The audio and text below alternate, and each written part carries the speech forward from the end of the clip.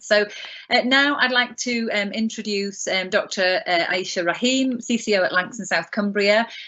She'll be sharing a little bit about the Shuri Network and what's been going on there, and she'll also be speaking to Dr Samar Betmouni, who's a consultant at Sheffield Teaching and also director of the Digital Health Enterprise Zone at Bradford University. Take it away, guys. Thanks. Thank you very much, Louise, for that introduction. So my name is Ayesha Rahim, and what I'd like to do today is to talk to you all about the Shuri Network, what we are, what we do. But first, I'd like to tell you a little bit about myself. So if I can have the next slide, please. And the next one after that. Wonderful, thank you. So that's me on the screen there. I have been an NHS consultant psychiatrist since 2011. That's not so unusual for somebody like me because approximately 38–40% of NHS consultants come from a BAME background, and that compares with about 14% in the general population of BAME people. So if anything, we are overrepresented. And I've been a deputy medical director since 2017. Now that is slightly more unusual. So if we think about the layer above in terms of board members in NHS provider organisations, that stands at about 7.7% for the BAME population. And then even more unusually, I suppose, I'm also Chief Clinical Information Officer, which is the capacity in which I'm talking to people today. So essentially, I'm the clinical lead for technology in my organisation. And in fact, last time we checked, I was about possibly around 1 out of 5 people nationally holding that kind of senior position as either a clinical lead for technology in a senior position or a head of IT. Okay, next slide, please. So what is the Shuri Network? Well, I'm going to start by giving you a bit of a background around our network, really. So in 2018, 2 colleagues of mine, Dr Shira Chock and Sarah Amani, attended the Digital Health Summer School Conference. Now this, for people that may not be aware, is our main big industry conference that happens every summer. And it's where people involved in the digital health space, NHS and industry, we get together to network and to hear about new developments. And so Shira and Sarah, they looked around the conference, they looked at the delegates and realised that there weren't many people around that looked like them in this space. And so they had a conversation together and they developed a network called the Shuri Network, and the eagle-eyed among you will have spotted the picture on the left-hand side. Those of you that have seen the film Black Panther will recognise the character depicted there as Shuri. Now, Shuri is the saviour of her society, Wakanda, which is a technologically advanced society. And so what they decided to do was to create the Shuri Network. And what this network does is to support and develop BAME women in the digital health space to improve their participation and opportunities, to try and bring representation up in line with the workforce and with society in terms of the number of BAME women that exist. But also what the network does is to promote the value of diversity in considering the digital needs of a diverse population as well. And so they hunted around, they tried to network with various people, various BAME women in this space, and that's when I got involved. So I'm now part of the national steering group for the Shuri Network. And then I'm really pleased to say that just 1 year later, the Shuri Network was launched formally at that same conference, the Digital Health Summer Schools Conference. And even then we looked around and we tried to do that networking in the meantime, and we discovered that there were only 5 BAME female CCIOs or CIOs in this community. Okay, next slide, please. So what has the Shuri Network achieved to date then? So what we've done in this last 1 or 2 years is to create a new network for BAME women in digital health, and this network just didn't really exist before. And we've also raised the profile of our cause nationally, and we've advised various national bodies including NHSX, NHS Digital, NHSEI, on a variety of different topics around digital health and other general diversity topics such as recruitment, COVID-19 and artificial intelligence. We've also created recently a bursary scheme for professional development of BAME women in this space, and that's in collaboration with the Faculty of Clinical Informatics. You can see their logo there on the bottom right.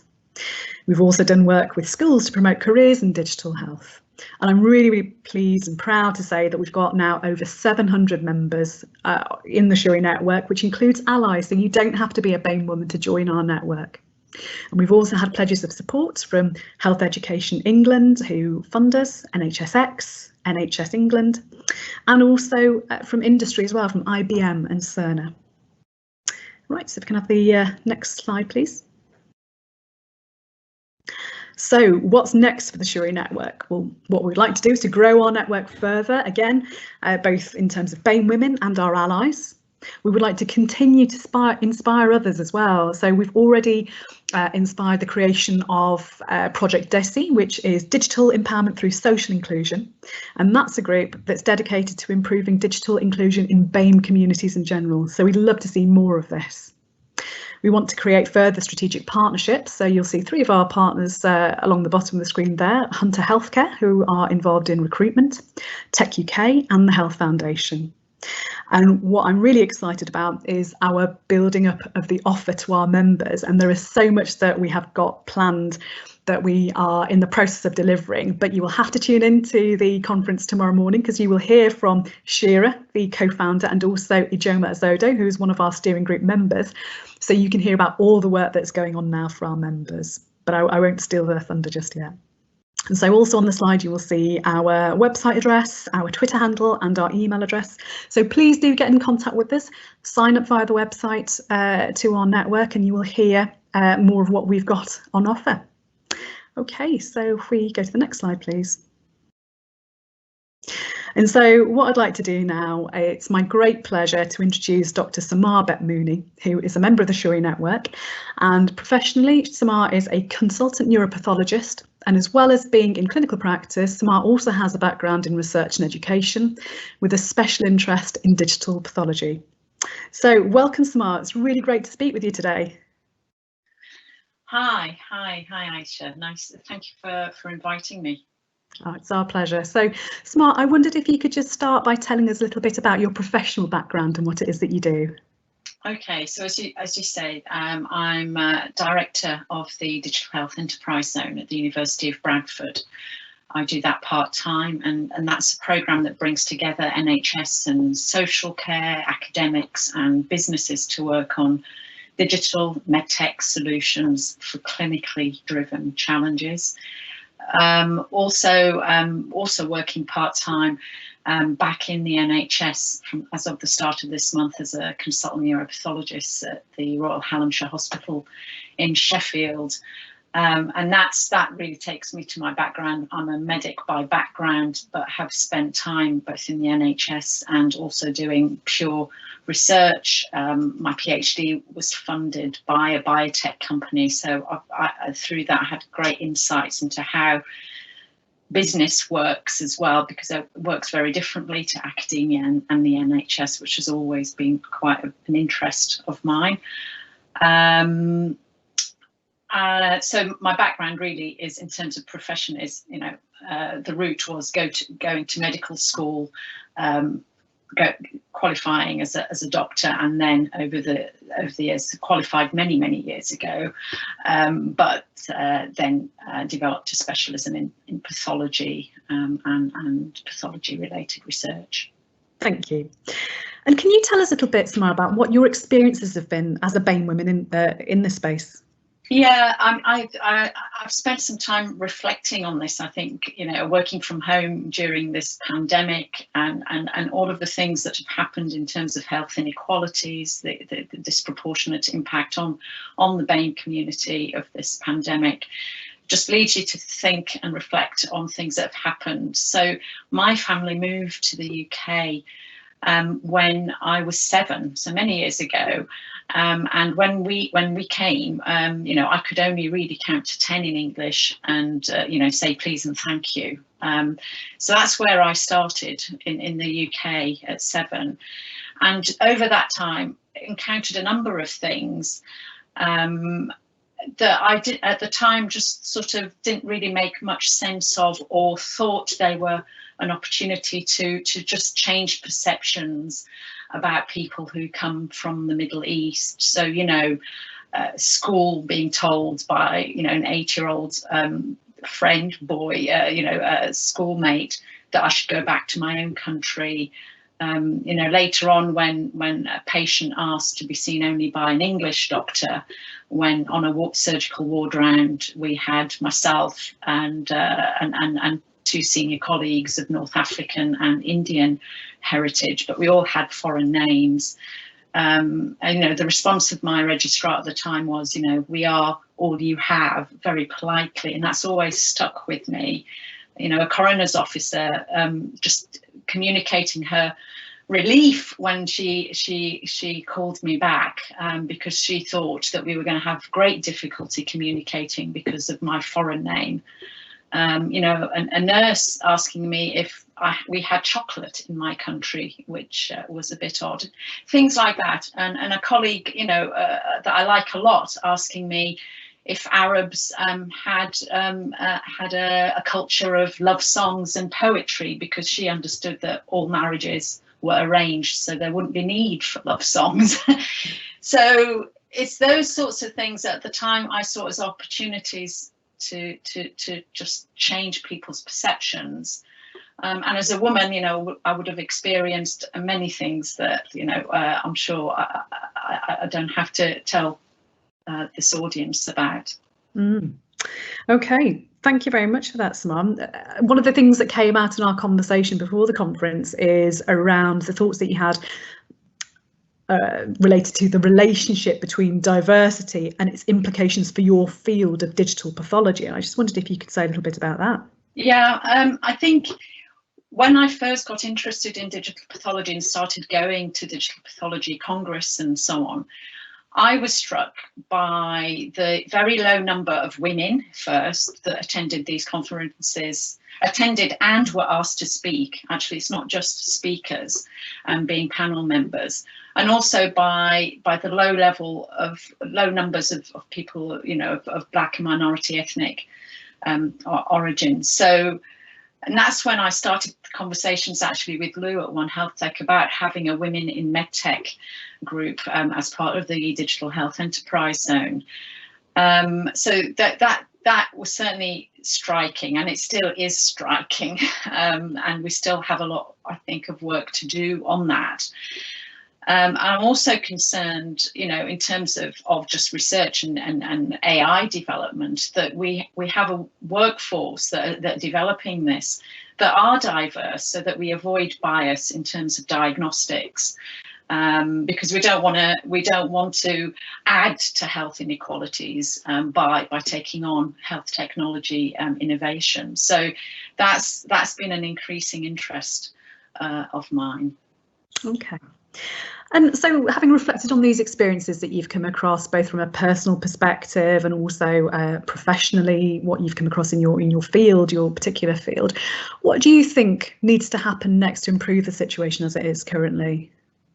I think, rather like you when you were describing the Shuri Network, I think there's a need for all of us to take responsibility, whatever our background, to ensure that we are working in diverse teams, that we give opportunities across the board to people, and some of that requires some difficult conversations, and something that I've already done is actually approach my own professional body, and I think we can do that to assess how they may improve diversity in the representation, particularly at decision maker senior levels within professional bodies. So my professional body would be the Royal College of Pathologists, for example, and I know that they're taking this on board. I think we need to speak out, you know, if we see panels that are non-representative, and we shouldn't be leaving it to our BAME colleagues only to raise their hand and say this isn't right, because certainly speaking, you know, I don't think I experience as much as others, because I don't necessarily look different. I have a foreign sounding name, but certainly speaking to colleagues, they are tired of having to keep explaining and keep asking. So it's all our responsibility. I think organisational structures, this isn't an easy one. So I'm interested to hear what people say. Mary Beard's book about women and power has a sentence that really resonated with me, and I think this also applies to diversity. She said, you can't easily fit women into a structure that's already coded as male. You have to change the structure. And I think the same applies to diversity and inclusion, because organisations are coded in a particular way. And I think that's a big job that we all need to work on. But I think we also need to do this with kindness to each other, and not assume what other people are thinking because of their gender, you know, their ethnicity and so on. I think we need to be doing it together and with kindness. And one final thing, which I've certainly been learning, which is about asking permission, is to say, it was again a book I read recently by Congresswoman Chisholm, who's the first African-American woman elected to the US Congress. And she basically said, don't wait for permission. Don't wait to be asked to take a seat at the table. Take your own chair. And that takes some courage to do this. But I think those are sorts of areas, some of them easier than others, but we all need to work together. Okay, I've got one final question for you, Samar, before we finish up our session. So if you were addressing BAME women that are at the start of their careers, I suppose, working in a similar context to you, do you have any thoughts or messages that you would like to give people in that position? I think it's about finding like-minded people, finding other women who will support you. We have a responsibility to support each other as women and as BAME women. I would again, going back, asking permission, be confident to say and to raise issues. It's difficult at first, but it does get easier. And I think, yeah, and one thing I would say to them, I think that sometimes you may not experience, you might not think you're experiencing discrimination at an earlier stage of your career, but be forewarned that as you get more senior and you therefore have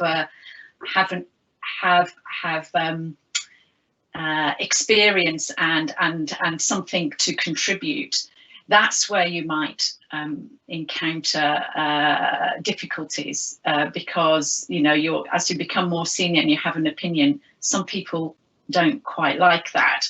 So even though you think, and I didn't when I was much younger, I didn't think I was particularly experiencing any difference in treatment, but I think you might notice it as you get more senior, so be wary of that.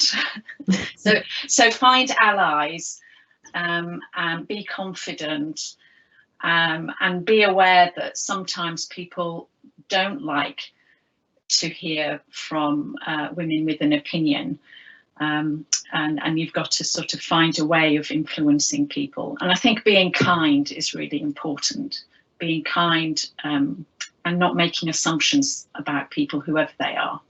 Absolutely. There's wise words to end on. Thank you so much for speaking to us, Samar. Thank you. I think we've got some questions for the Shuri Network. What I would say is that we will be hearing directly from Dr. Shuri Chock tomorrow morning, and also our colleague Joe Matsodo, also part of the Shuri Network. So do please tune in there, visit our website, and I will leave it there. Thank you very much. Thank you so much. Lovely to see you again, Samar, and thanks, Ayesha. That was a great update, really enjoyed it. And you're right about the nice thing, and I remember one of my first female bosses actually, she said, always be kind. It doesn't mean you're soft, but always be kind.